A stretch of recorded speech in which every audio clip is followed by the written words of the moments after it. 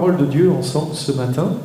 On est dans le 3e message qui va clôturer cette série de 3 messages sur des paraboles pleines de sens.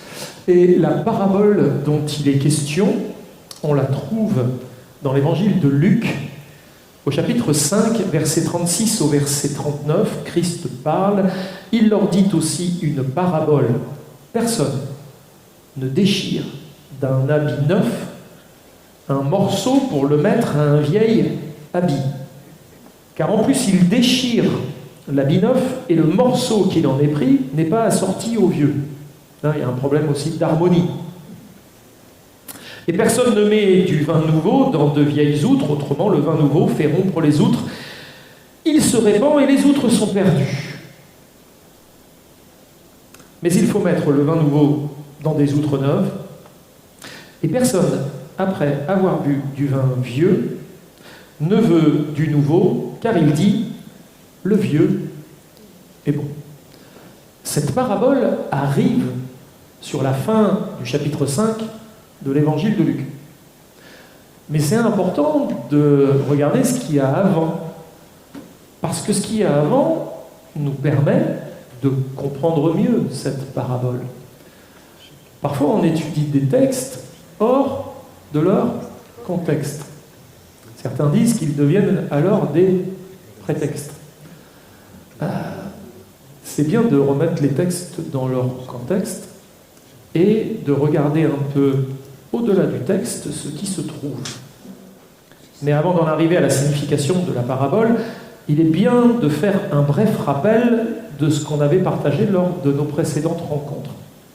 Alors là, on était dans la première partie qu'on avait vue ensemble de cette histoire, vous savez, où le paralytique va être amené dans la maison. Seulement, on a la foule qui est là, on a les scribes et les pharisiens qui sont dans la maison, Jésus est en train d'enseigner, et on avait dit qu'il y avait comme un voile, parce que les pharisiens avaient dit qu'un voile était jeté devant eux, et ils étaient empêchés de comprendre ce que le Seigneur leur disait. Ils étaient quand même dans une attitude d'esprit, on ne va pas revenir sur tout ça. D'abord, la Bible nous parle aussi de l'orgueil des pharisiens, etc. Et donc, il ne voyait pas. Mais ce paralytique, quand il est arrivé, porté par 4 hommes, il n'avait pas de quoi passer au milieu de la foule, au milieu des pharisiens. C'était très compliqué de pouvoir l'embarquer jusqu'à Jésus. Alors, ils ont décidé de le faire passer par le toit. Donc, c'est une démarche qui est très verticale. Pour venir à Jésus, c'est compliqué de venir en passant au milieu des autres. Parfois, c'est compliqué de traverser l'église pour venir jusqu'à Jésus. Ou quand l'église pourrait devenir un empêchement de venir à Jésus. Ce serait terrible, n'est-ce pas? Elle devrait devenir un moyen de venir à Jésus. Mais parfois, elle peut devenir un empêchement quand il y a des pharisiens, des scribes qui sont là et qui empêchent, qui entravent. Et on voit que le chemin des Juifs, c'est un chemin qui va de la droite vers la gauche quand on analyse un peu le schéma. Et puis, on avait vu la parabole, le texte où Jésus, juste à la suite, se réunit dans la maison de Lévi. Donc dans la première, il est là, il enseigne les pharisiens. Après, on le revoit encore dans une maison, dans la maison de Lévi, qui va devenir Matthieu, donc l'apôtre. Et là, on a une image du royaume de Dieu. On a Jésus qui est à table, il y a ses disciples qui sont là, on a Lévi qui est réuni. Et là, autour de la table, c'est pas des scribes, c'est pas des pharisiens, c'est des gens de mauvaise vie, des publicains et des gens de mauvaise vie. Bon, ça va susciter un peu de controverse de la part des scribes et des pharisiens qui, eux, sont là et qui ne sont pas trop contents de la situation qui est en train de se passer. Et d'ailleurs, ils vont faire des reproches aux disciples, ne trouvant pas la faille en Jésus qui, quand on lui reproche de fréquenter ces gens, il dit « Mais moi, je suis venu pour les gens qui sont malades, je suis comme un médecin, je ne suis pas venu pour les bien portants. Si vous vous pensez juste, vous n'avez donc pas besoin de moi, parce qu'il se pensait juste. Mais je suis venu pour les gens malades, et il est en train de s'occuper de ces gens. Et donc ils vont trouver chez les disciples un reproche à leur faire. Mais comment se fait-il que vous n'êtes pas en train de jeûner, vous les disciples? Et Jésus va expliquer que le temps que l'époux est là, et qu'ils se réjouissent, et viendra un temps où l'époux leur sera enlevé, et là ils se réuniront et ils jeûneront. Et c'était bien d'en parler, du jeûne et de la prière, puisqu'on a poursuivi par un temps de jeûne et de prière. Donc à gauche, nous avons vu le schéma de la guérison du paralytique à Capernaum, qui est aussi celui d'Israël et de ses ordonnances du culte qui correspondent un peu de manière très synthétique au schéma de l'Ancienne Alliance, d'un parcours à effectuer. Nous avons vu aussi, je vais plutôt vous en parler parce que je n'ai pas fait référence, si je me rappelle bien, que ça représente aussi le schéma du tabernacle en toile de fond. Il y avait effectivement aussi un voile qui séparait le lieu saint du lieu très saint. On peut y retrouver quelque part un peu le schéma du tabernacle. À droite, nous avons vu le schéma du festin dans la maison de Lévi, qui est aussi celui du royaume des cieux ou de la nouvelle alliance. Au festin de Lévi, les scribes et les pharisiens s'interrogèrent sur le fait qu'ils étaient en train de manger avec les publicains et les gens de mauvaise vie. Et Jésus leur répondit, dans Luc chapitre 5, versets 31 et 32, « Ce ne sont pas ceux qui se portent bien qui ont besoin de médecins, mais les malades. » Donc, ce ne sont pas ceux qui se portent bien qui ont besoin de médecins, mais les malades. Je ne suis pas venu appeler à la repentance des justes, mais des pécheurs. On peut faire le lien entre la maladie et le péché. Le péché est sans doute la maladie la plus grave qui soit, la plus dangereuse et certainement la plus contagieuse aussi. Les scribes et les pharisiens répondirent, dans Luc 5, 33 à 34, « Les disciples de Jean, comme ceux des pharisiens, jeûnent fréquemment et font des prières, tandis que les tiens mangent et boivent. » Nous voyons là que les scribes et les pharisiens s'inquiétaient parce que Jésus et ses disciples faisaient le contraire de ce que eux faisaient, de ce qu'ils avaient l'habitude de faire. Aussi, dans la parabole des outres, il est question de trois choses.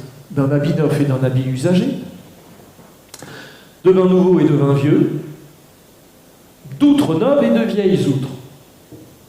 Jésus fait ici une nette distinction entre, on pourrait qualifier, ces deux familles, soulignant qu'il n'y a pas de rapport entre ces choses pratiquement, et qu'il ne peut pas y en avoir, ou qu'il ne devrait pas y en avoir.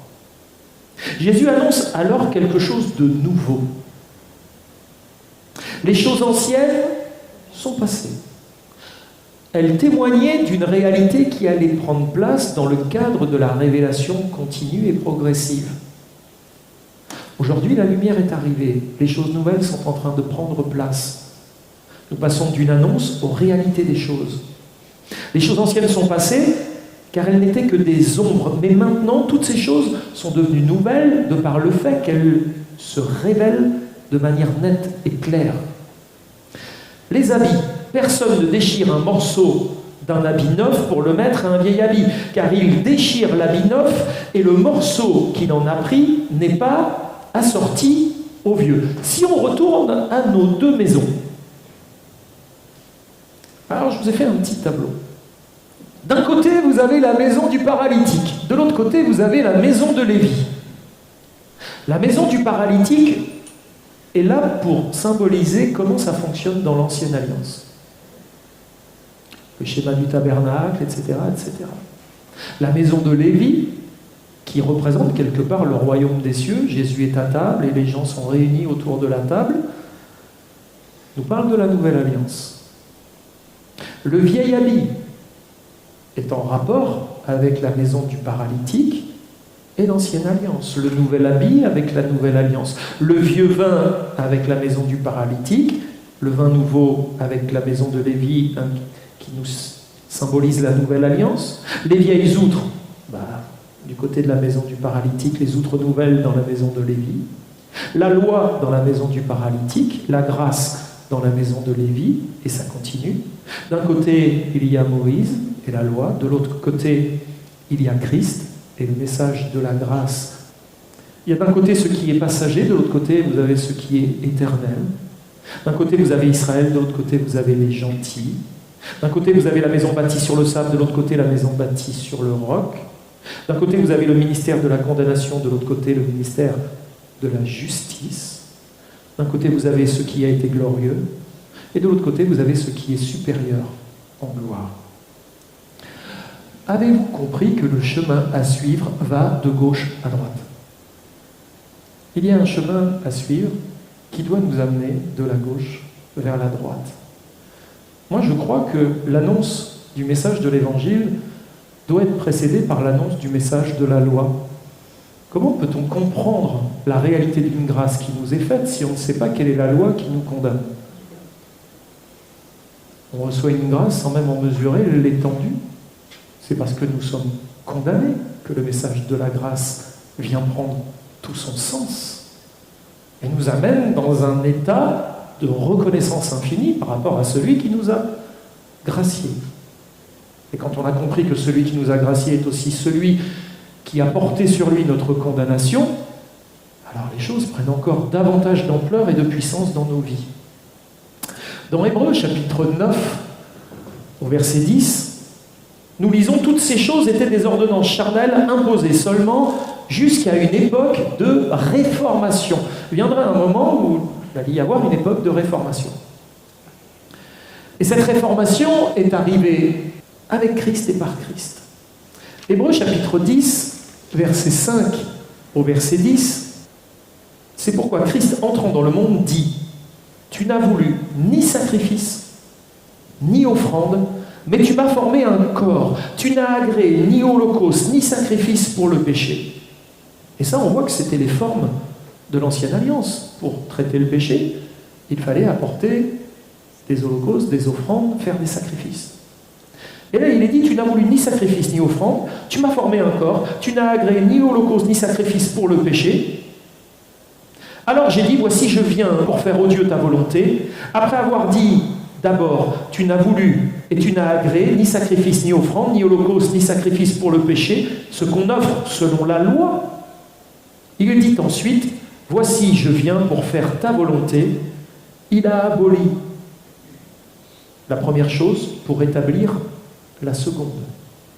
Il l'a aboli en l'accomplissant, en satisfaisant pleinement à ce que la loi exigeait et réclamait, pour pouvoir établir la seconde. Et c'est en vertu de cette volonté que nous sommes sanctifiés par l'offrande du corps de Jésus-Christ, une fois pour toutes. Les outres neuves, personne ne met du vin nouveau dans de vieilles outres, autrement le vin nouveau fait rompre les outres. Il se répand et les outres sont perdues.